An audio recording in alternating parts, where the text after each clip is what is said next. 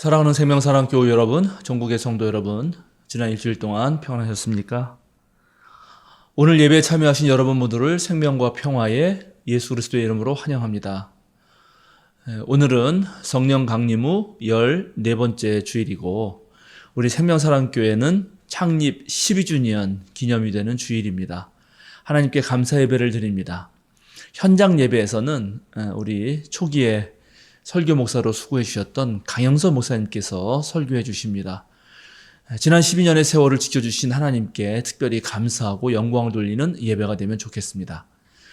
이번 주 지구를 위한 환경 실천은 유기농 쌀을 구입합시다입니다. 유기농법으로 농사를 지으면 생물 다양성을 보존하고 또 화학 첨가물, 화학 비료를 많이 쓰지 않기 때문에 땅을 건강하게 만듭니다. 가까운 그런 직접 유기농으로 하는 농사 짓는 분에게 또 쌀을 사거나 특별히 그런 유기농법으로 지은 농산물들을 애용하시면 좋겠습니다. 오늘 오후에는 정기 재직회가 있고 재직회 마치고 또 목회 운영위원회가 있습니다. 재직분들과 또 우리 목회 운영위원들 모두 참석해 주시기 바랍니다. 이제 성부, 성자, 성령의 임재를 알리는 세 번의 징울림과 함께 우리 모두 마음을 모아서 영과 진리로 하나님께 예배하겠습니다.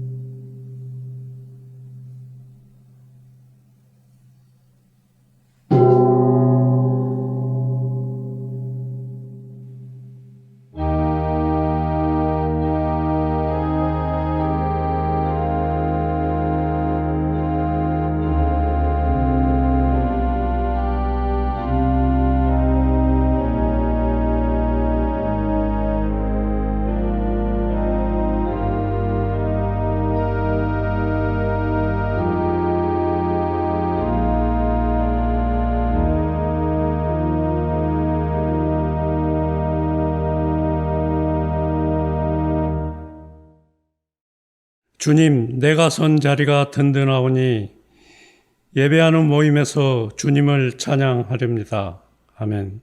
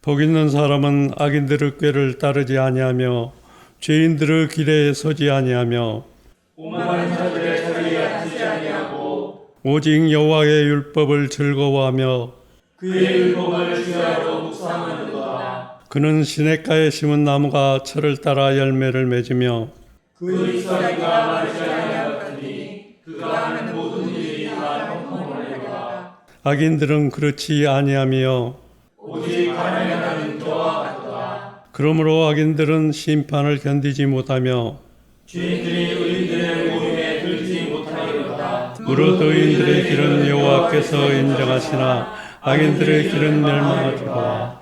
아멘.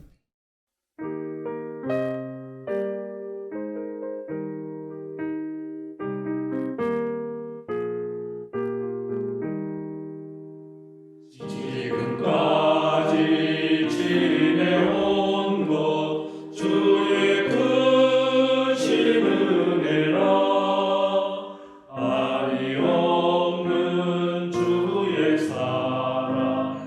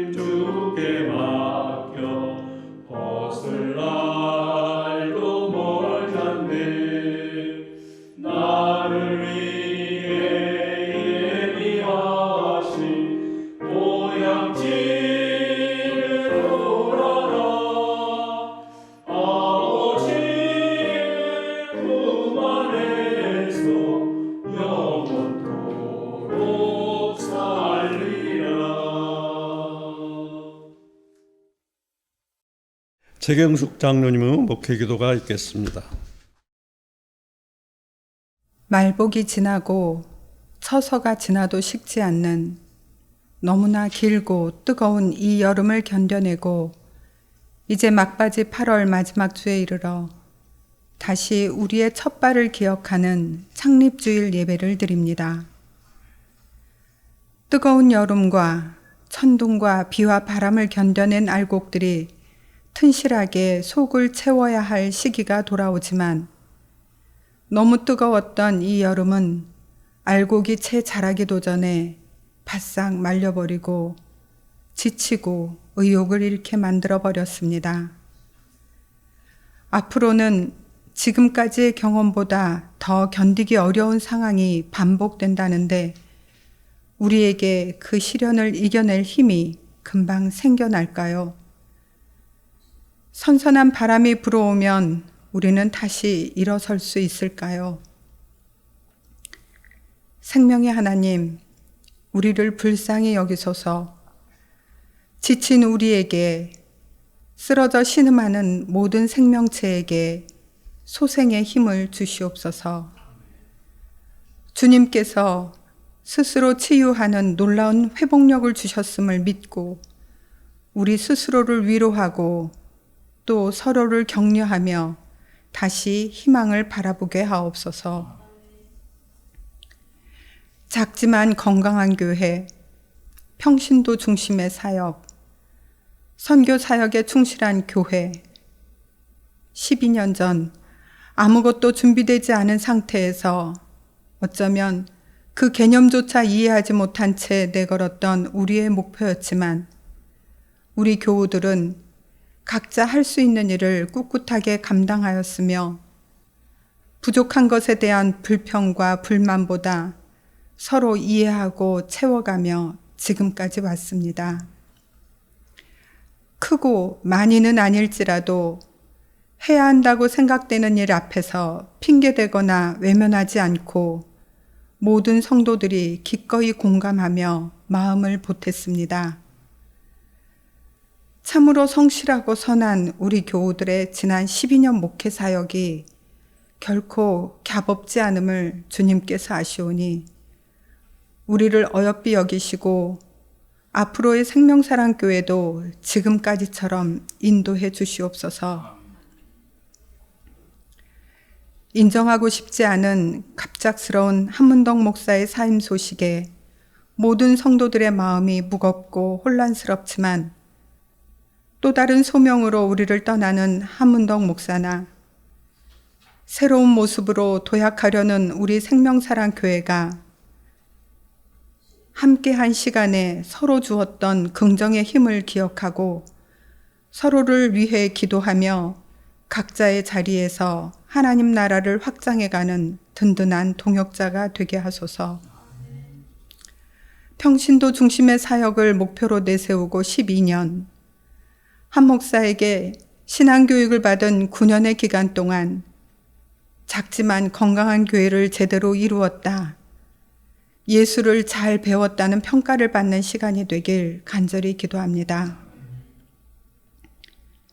예수님을 따라 무리를 걷는 과감한 도전을 시도했지만 눈앞에 폭풍우가 두려워 예수님을 보지 못하고 물속에 빠져 허우적거린 베드로의 실수를 따라가지 않게 하소서. 잊혀질 수 없었던 트라우마에 갇혀 스스로의 삶도 공동체에 대한 책임도 방기했던 노아 같은 사람이 아니라 공동체를 살리기 위해 의인 10명을 절절하게 찾으며 하나님과談판에 나섰던 아브라함을 닮는 우리가 되기를 소망합니다. 사랑의 하나님, 우리 교회의 미래는 참 밝습니다. 어른들을 향해 두 손 모아 배꼽 인사를 하는 아가들의 맑은 눈망울과 에너지 넘치는 어린이들의 웃음소리, 사춘기 시기에도 교회 안에서의 시간을 좋아하는 청소년들, 벌써 대학생이 되어 동생들을 살피는 교사의 역할을 톡톡히 해내는 청년들이 있기 때문입니다. 이 아이들에게 든든한 울타리가 되어줄 교회 공동체를 위해 우리 앞에 놓인 새로운 도전을 두려워하지 않겠습니다. 우리가 경험했던 넘치는 주님의 사랑과 은총을 다음 세대도 경험할 수 있도록 우리의 헌신을 아끼지 않겠습니다. 지금까지보다 조금씩 더 애쓰겠습니다. 12년의 시간 동안 우리 교회의 소망이 되어주신 예수 그리스도의 이름으로 기도합니다. 아멘.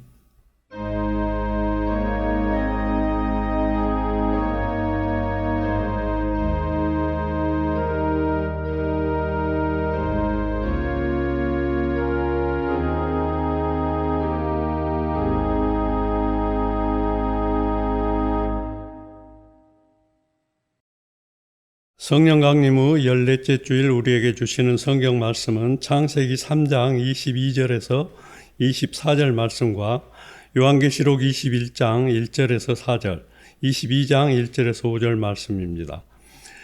먼저 창세기의 말씀을 한 절씩 교독하시고 마지막 절은 함께 읽겠습니다. 주 하나님이 말씀하셨다. 보아라, 이 사람이 우리 가운데 하나처럼 선과 악을 알게 되었다. 이제 그가 손을 내밀어서 생명나무의 열매까지 따서 먹고 끝없이 살게 하여서는 안 된다. 그래서 주 하나님은 그를 에덴 동산에서 내쫓으시고 그가 흙에서 나왔으므로 흙을 갈게 하셨다. 그를 쫓아내신 다음에 에덴 동산의 동쪽에 그룹들을 세우시고 빙빙 도는 불칼을 두셔서 생명나무에 이르는 길을 지키게 하셨다. 다음은 요한계시록 21장 1절에서 4절, 22장 1절에서 5절 말씀을 한 절씩 교독하시고 마지막 절은 함께 읽겠습니다. 나는 새 하늘과 새 땅을 보았습니다. 이전의 하늘과 이전의 땅이 사라지고 바다도 없어졌습니다. 나는 또 거룩한 도성 새 예루살렘이 남들을 위하여 단장한 신부와 같이 차리고 하나님께로부터 하늘에서 내려오는 것을 보았습니다. 그때에 나는 보좌에서 큰 음성이 울려 나오는 것을 들었습니다. 보아라, 하나님의 집이 사람들 가운데 있다. 하나님이 그들과 함께 계실 것이요 그들은 하나님의 백성이 될 것이다. 하나님이 친히 그들과 함께 계시고 그들의 눈에서 모든 눈물을 닦아주실 것이니 다시는 죽음이 없고 슬픔도 울부짖음도 고통도 없을 것이다. 이전 것들이 다 사라졌기 때문이다.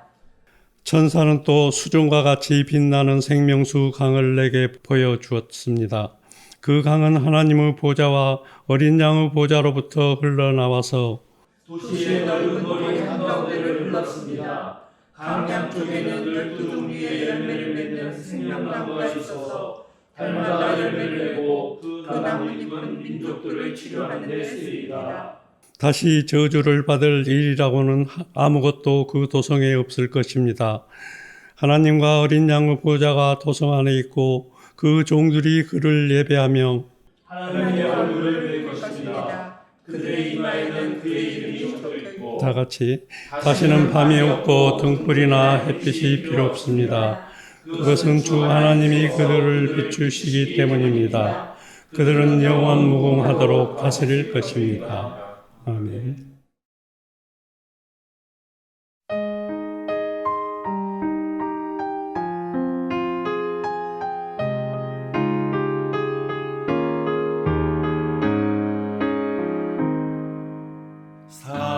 사랑으로 세상을 품으시고 따스하게 우리를 다독이시니 희망으로 사람을 이끄시고 든든하게 우리를 밀어주시니 진리로 역사를 세우시고 밝고 맑게 우리를 인도하시니 생명의 하나님 구원의 예수님 평화의 성령님 우리를 불러주셨네.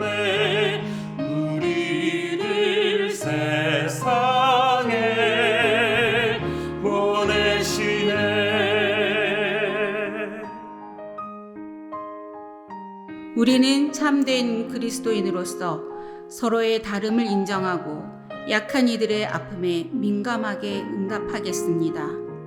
우리는 아름답고 선한 것에 주목하고 하나님의 창조 세계를 지키며 생명을 살리는 삶을 살겠습니다. 우리는 세상의 욕망에 휘둘리지 않고 하나님 나라의 가치인 생명, 평화, 정의에 따라 살 것을 다짐합니다. 우리는 믿습니다. 우리는 꿈꿉니다. 생명과 사랑의 하나님 나라, 정의와 평화의 하나님 나라, 너와 나 우리가 생명의 일꾼, 나와 너 모두가 사랑의 일꾼.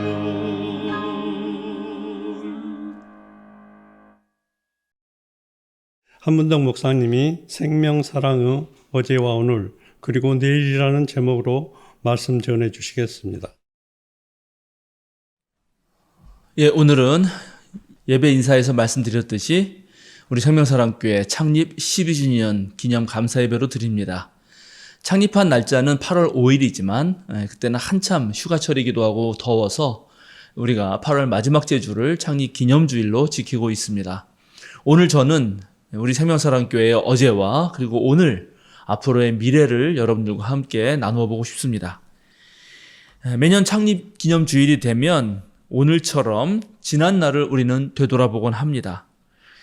그렇게 하는 이유는 오늘 우리가 이렇게 이 모습까지 되기까지는 바로 지난 날의 숱한 시간과 경험이 있었기 때문입니다.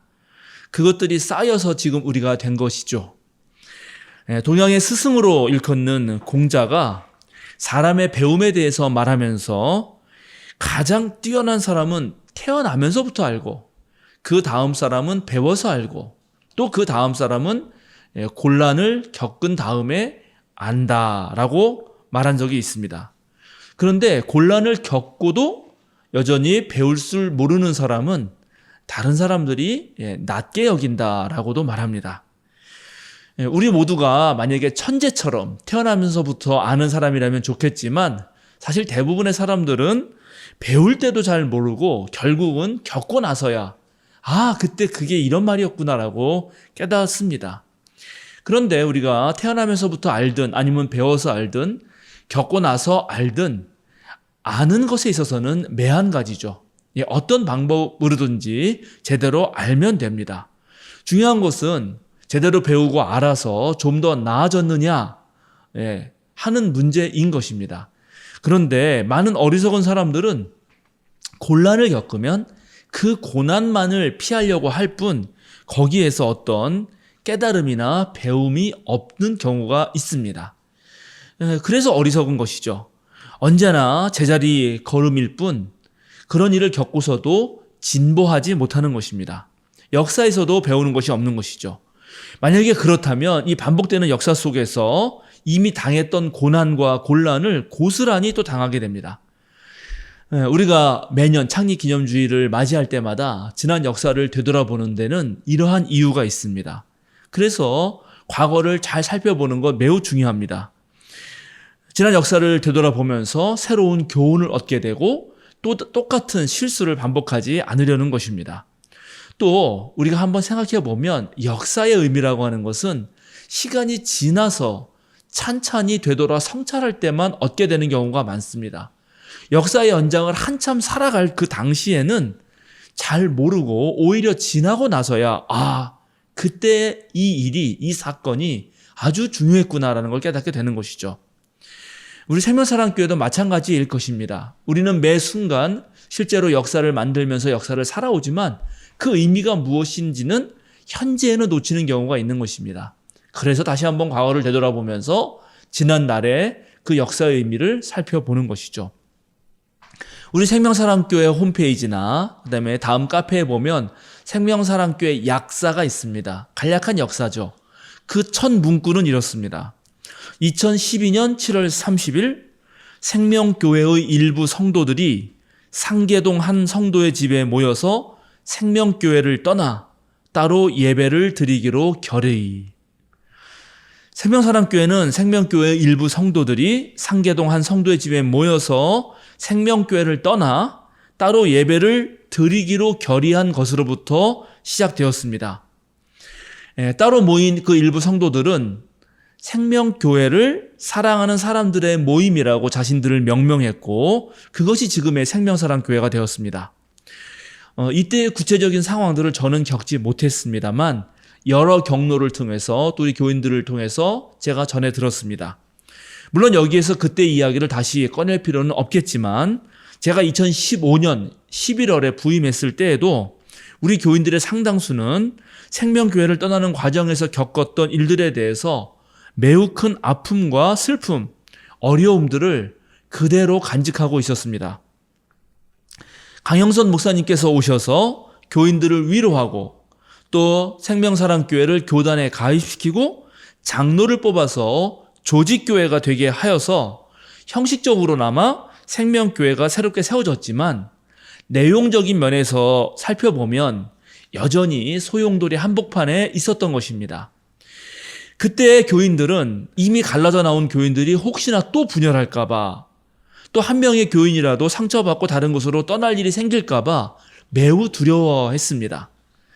불안한 미래를 앞둔 상태에서 일부 교인들은 다시 생명교회와 생명사랑교회가 하나가 될 수가 없을까라는 바람을 간직하기도 했었지요.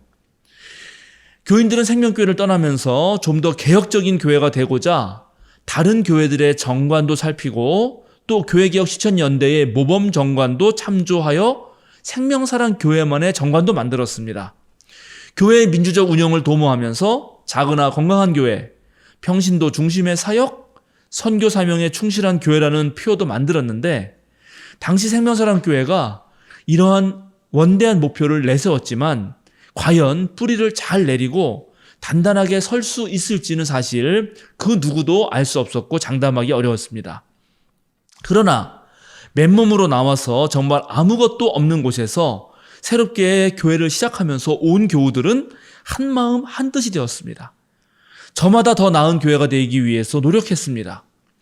원하든 원하지 않든 간에 당시 교인들은 똘똘 뭉쳐서 정말로 말 그대로 첫 번째 평신도 사역의 중심인 교회를 만들어갔던 것입니다. 그리고 2015년 11월 첫 담임 목사의 청빙이 이루어졌죠. 이 담임 목사의 청빙은 소용돌이 한복판에서 다시 새로운 길을 열어가는 하나의 계기가 됩니다. 당사자인 제가 말씀드리는 것이 좀 면구합니다만 당시 생명사랑교회가 담임 목사를 청빙하면서 보여준 그 투명한 절차, 그리고 모두 한마음이 돼서 기도하는 그 기도, 그리고 이제 막 싹을 틔운 작은 교회를 어떻게든 살려보겠다고 하는 우리 교인들의 의지와 열망은 정말로 뜨거웠습니다. 그러나 어느 교회가, 어느 공동체가 살아남아야 하는 것이 가장 중요하고 우선적인 과제일 때는 주위를 돌아보고 남들을 챙길 여력은 없습니다. 넉넉한 마음을 갖기가 쉽지 않은 거죠. 생명사랑교회 초기 3년은 분열의 아픔을 씻어내는 데 보냈고요. 그 이후의 3년은 이제 조직교회로서 번듯하게 우선 자기 자신이 서는 데 총력을 기울입니다. 다행인 것은 당시에도 담임 목사를 비롯해서 2명의 파트타임 교역자를 둘 수 있었고 또 이 목회가 직업인 이 목회자들을 중심으로 평신도들이 함께 으쌰으쌰 하면서 반석 위의 교회를 세워가는 일이 차근차근 진행되었다는 것입니다. 물론 그때 우리는 여러 가지로 그런 어려운 마음들이 남아 있었지만 그래서 그 어려운 마음에서 나오는 혹시 우리의 말이 거친 대화가 되지 않도록 비폭력 대화에서도 공부했고 또 저는 설교를 통해서 1년 동안 진정한 교회는 어떤 교회가 되어야 되는지를 여러분에게 말씀드리기도 했습니다. 청년 예수의 삶과 가르침 50강을 통해서 그리스도교의 핵심이 무엇인지를 알아보았고 또 그 예수님을 잊지 못해서 모였던 사람들이 첫 번째 교회를 세우면서 드렸던 그 예배를 통해서 그 예배의 본질이 무엇인가도 함께 공부했습니다.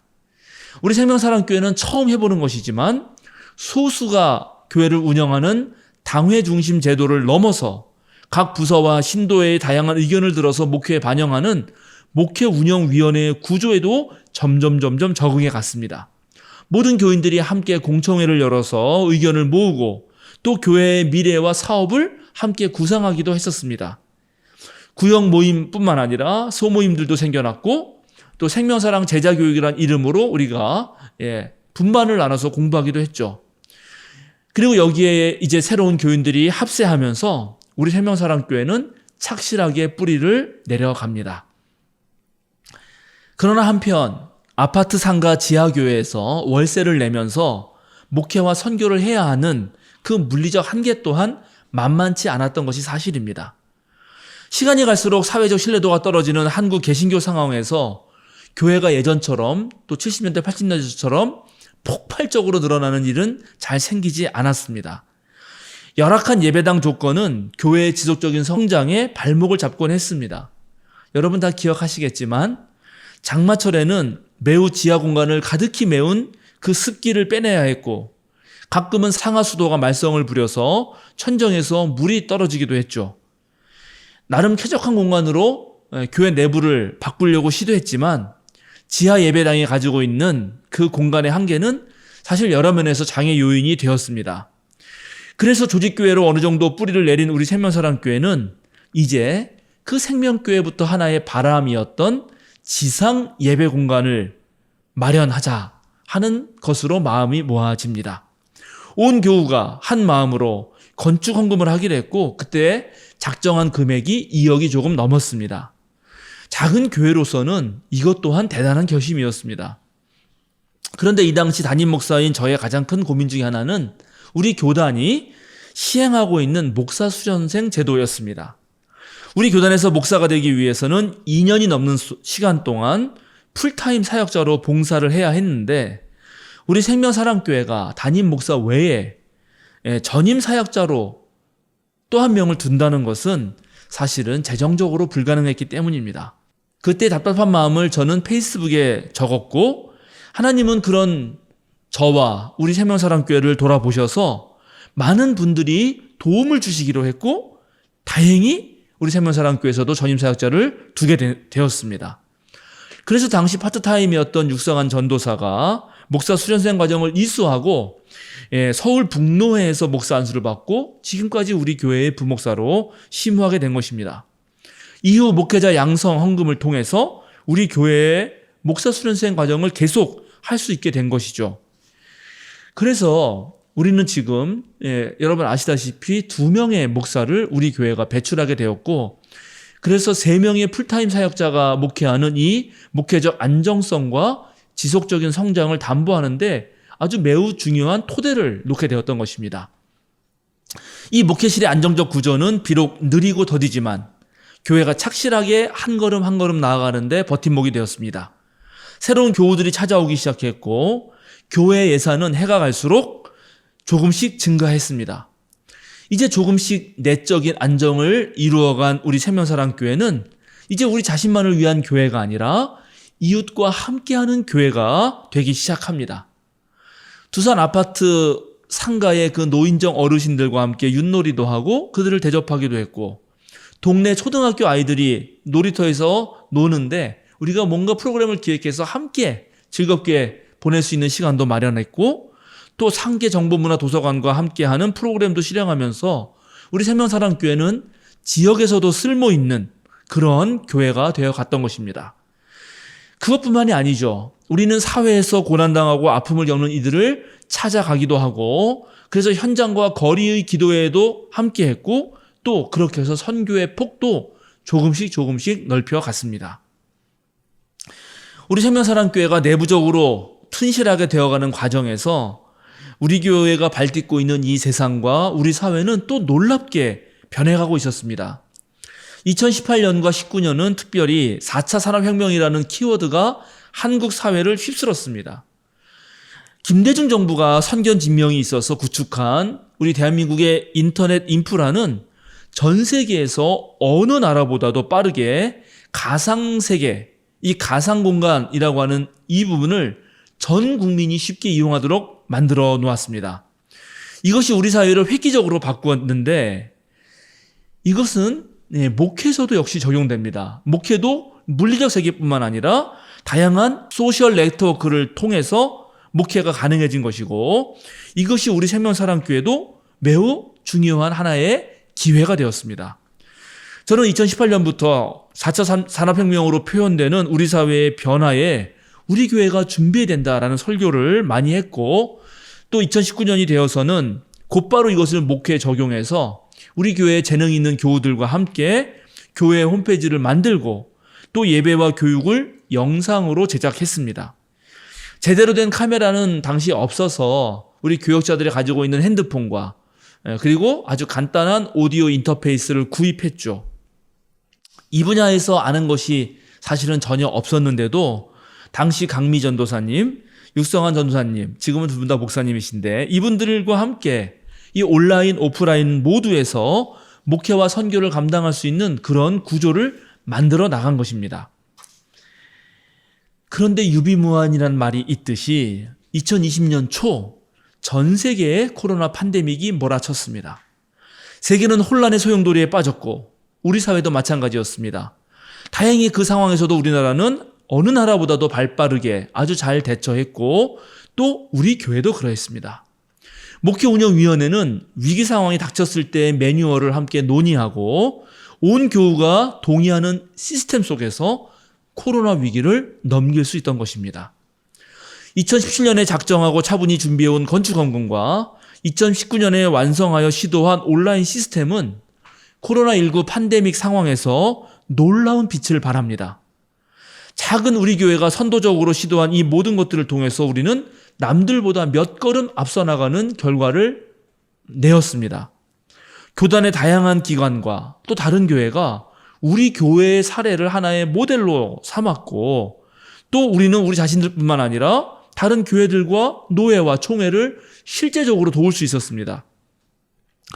또 교회의 민주적 운영을 통해서 실시했던 전교인 생활지원금 나눔은 온라인 신문을 통해서 이 세상의 미담으로 회자되었고 또 코로나 상황에서도 중단되지 않았던 매일매일의 신앙 영상들은 우리 교인들뿐만 아니라 전국의 그리스도인들에게 사실 큰 힘이 되었습니다.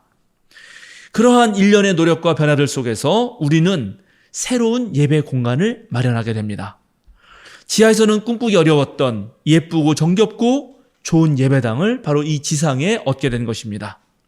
월세를 내던 교회가 자기 공간을 마련해야 했기 때문에 예배 공간이 조금 좁아진 것은 사실이지만 이사 와서 여기에서 지내는 동안 얻는 효과는 지하에 있을 때와는 비교할 수가 없습니다.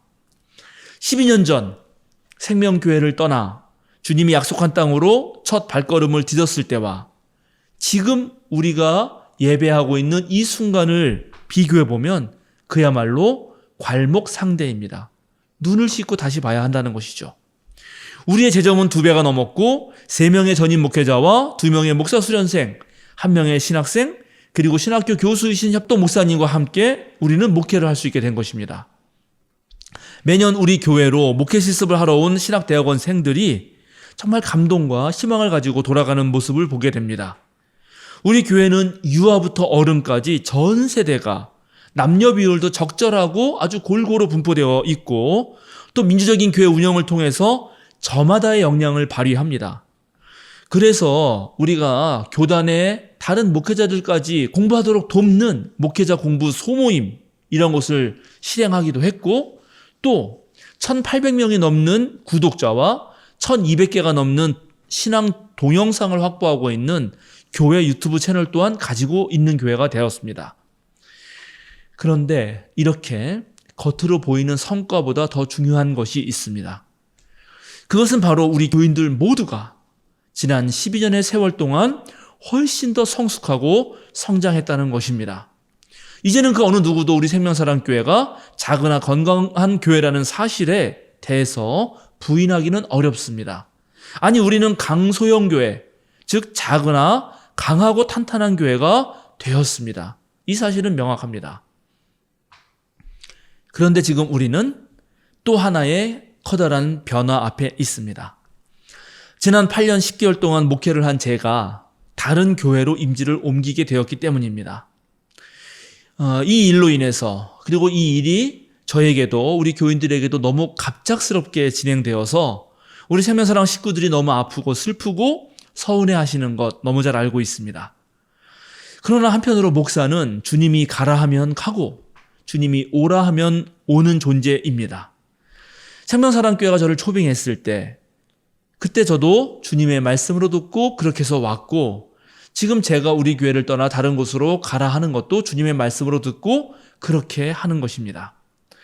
그동안 저와 함께 주님의 몸된 교회를 위해 애쓰고 수고한 모든 교인들, 특별히 더욱더 시간을 내고 물질을 내고 재능을 바치고 마음을 쏟았던 교인들일수록 저의 사임 소식에 더 많이 아파하고 힘들어하고 또 마음에 상처가 되는 것도 제가 잘 압니다. 인간적인 정과 그 마음과 또 그동안 함께했던 세월을 생각하면 이 모두가 자연스러운 일이라 생각합니다. 갑자기 이런 상황이 되었고 또 그렇게 할 수밖에 없었지만 저 또한 이 상황이 매우 힘겹고, 그리고 우리 교인들에게는 송구스럽고 정말 미안한 마음도 한편으로 듭니다. 동시에 우리 교인들은 이제 담임 목사가 떠난 자리를 과연 누가 채울지, 어떻게 어떤 방식으로 새로운 담임 목사를 모셔야 할지, 또 부임하게 될 다른 목사님이 어떻게 목회하실지, 이런 모든 것들이 두려움과 불안으로 올라올 수가 있습니다. 그러나 우리는 이 모든 것을 하나님의 뜻 안에서 우리 하나님을 신뢰하면서 풀어가야 합니다. 지금까지의 목회도 한 번 더 담임 목사가 한 것이 아니라 하나님께서 저를 사용하신 것 뿐입니다. 오늘 우리는 창세기의 말씀과 요한계시록의 말씀을 함께 읽었습니다. 창세기는 성경의 시작이고 요한계시록은 성경의 마지막입니다. 그런데 그 내용도 그러하죠.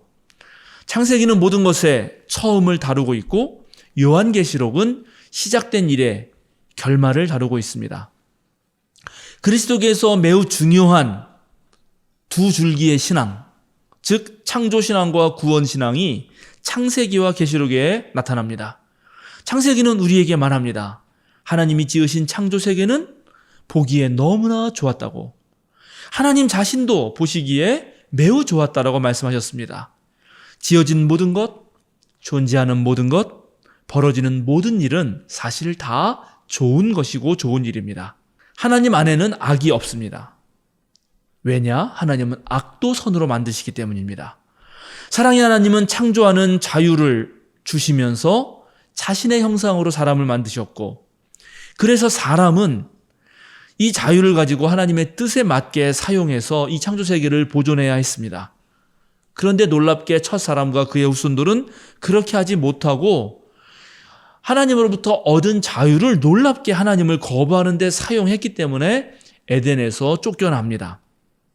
하나님의 뜻을 거부하는 사람이 생명나무의 열매를 먹을 수는 없기 때문에 하나님은 빙빙 도는 불칼을 지닌 그룹들에게 명령을 내려서 생명나무에 이르는 길을 지키게 하십니다. 이제 생명나무 열매를 먹을 수 없게 된 인류는 제 스스로 자기 생명을 영속하려는 방법을 찾죠.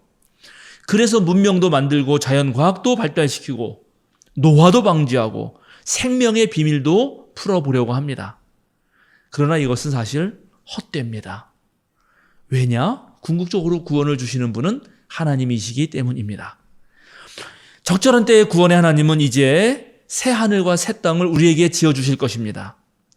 거기에는 죽음이 없고 슬픔도 울부짖음도 고통도 없습니다. 적절한 때가 되면 하나님은 12종류의 열매를 맺는 생명나무를 다시 우리에게 주실 것입니다.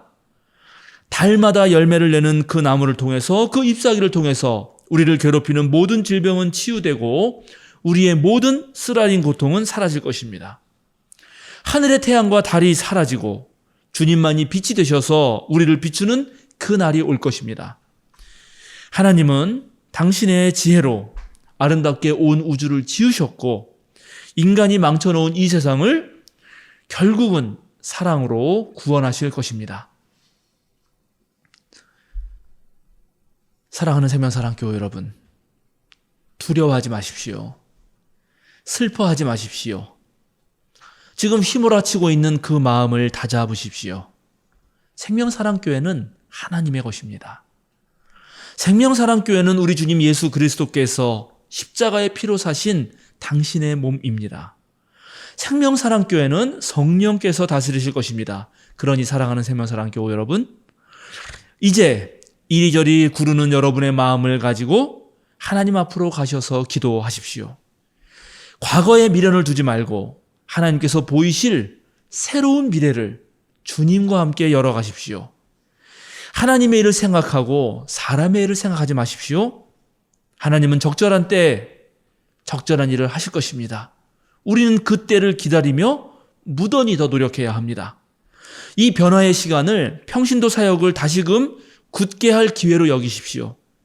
그리하여 하나님이 부르실 때 하나님의 선교 사명을 충실하게 해내는 여러분이 되십시오. 여러분이 지금 대면해야 할 존재는 제가 아닙니다.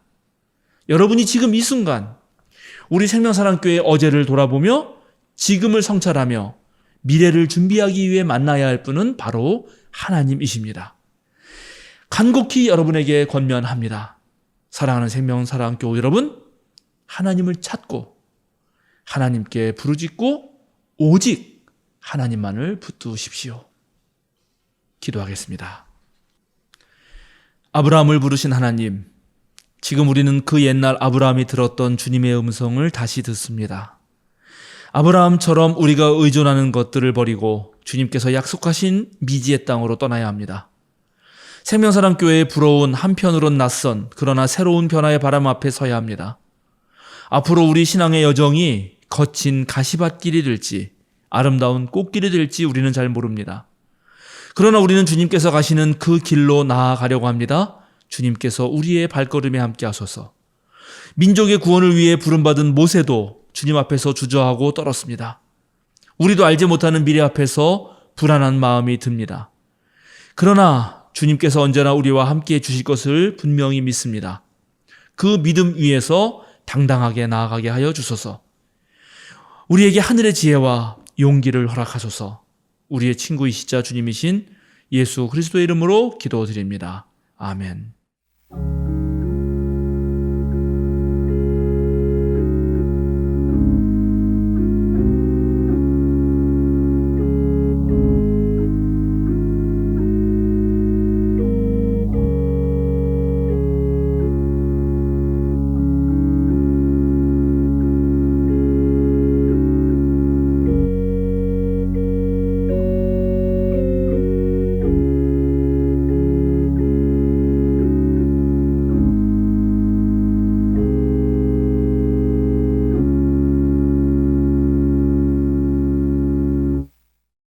함께 사도신경으로 우리의 신앙을 고백하겠습니다.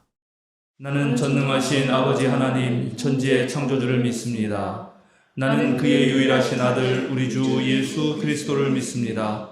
그는 성령으로 잉태되어 동정녀 마리아에게서 나시고 본디오 빌라도에게 고난을 받아 십자가에 못 박혀 죽으시고 장사된 지 사흘 만에 죽은 자 가운데서 다시 살아나셨으며 하늘에 오르시어 전능하신 아버지 하나님 우편에 앉아 계시다가 거기로부터 살아있는 자와 죽은 자를 심판하러 오십니다. 나는 성령을 믿으며 거룩한 공교회와 성도의 교제와 죄를 용서받는 것과 몸의 부활과 영생을 믿습니다. 아멘. 하나님께 감사하는 기쁨의 소식을 나누면서 감사기도 주님께 드리겠습니다. 자비하신 하나님, 우리가 주님을 송축하고 우리의 입술로 주님을 찬양합니다.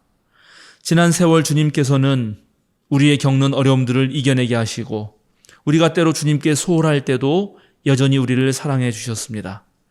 새 시대에 적응하며 또 다른 내일을 다시 꿈꾸게 하시니 감사합니다. 창립 12주년을 맞이하며 첫사랑을 회복하고 새로운 마음가짐으로 한 걸음씩 나아가겠습니다. 오늘도 주님 앞에 나올 때 주님을 사랑하는 마음으로 주님의 몸된 교회를 아끼는 마음으로 우리의 삶과 예물을 드립니다. 꼭 필요한 곳에 써주소서. 일용할 양식이 필요한 곳에, 생명을 살리고 사랑을 넘치게 하는 일에, 복음의 소식을 전하는 곳에 쓰이게 하소서. 새 시대를 언제나 열어가는 생명사랑교회의 모든 사역을 통하여 우리의 믿음이 굳세어지고 더욱더 주님과 가까워지게 하여 주소서. 모든 것에 감사하며 우리 주님 예수 그리스도의 이름으로 기도드립니다. 아멘.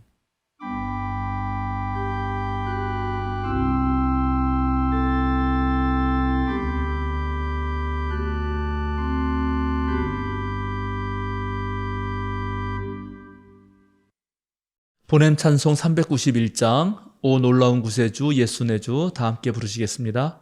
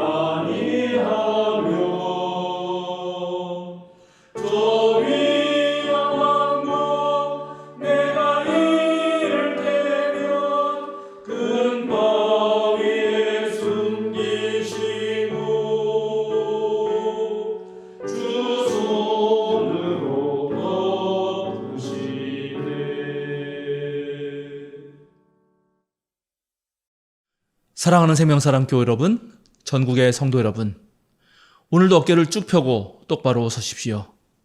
세상으로 당당하게 그리고 힘차게 나아가십시오. 자유인으로 사십시오. 굳센 믿음 안에서 희망을 가지고 미래로 나아가십시오. 하나님만 믿고 두려워하지 마십시오. 주님께서 우리 앞을 비춰주실 것입니다. 축도하겠습니다. 주님께 우리 손을 올립니다. 주님께 우리 머리를 숙입니다. 주님께 우리 사랑을 드립니다. 이제는 성부, 성자, 성령, 성삼위일체 하나님께서 주님의 몸된 교회를 12년 동안 섬겨온 여러분들에게, 전국에서 주님을 예배하고 찬양하는 성도들에게 이전에도 없고 이후에도 없을 온 우주의 은총과 영원한 사랑 주시기를 주님의 이름으로 간절히 축원합니다. 아멘.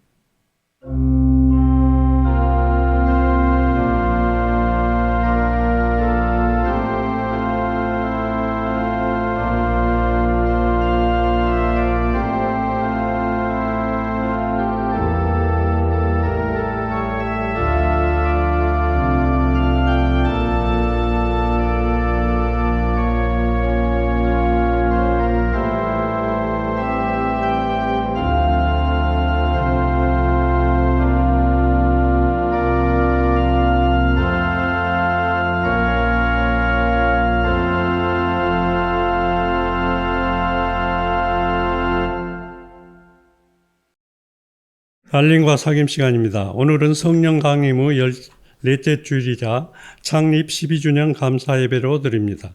현장 예배 설교는 강현선 목사님이 해주십니다. 점심 식사 후에 재직회와 목회 운영위원회가 있습니다. 창립 12주년 기념 오션 플로깅 행사는 날씨와 당일로 다녀오기로 더 좋은 장소를 고려하여 다른 날짜에 진행합니다. 변경되는 일정과 장소는 주 안내하겠습니다. 교회 문패를 제작했습니다. 가정별로 하나씩 가져가시기 바랍니다. 8월 추천도서는 아우구스티누스 고백록입니다. 9월 추천도서는 함석헌의 뜻으로 본 한국 역사입니다. 9월 1일 주일 오전 6시에 월삭기도회가 있습니다. 오늘 함께 예배드릴 수 있어 감사합니다. 한 주간 평안하시길 바랍니다.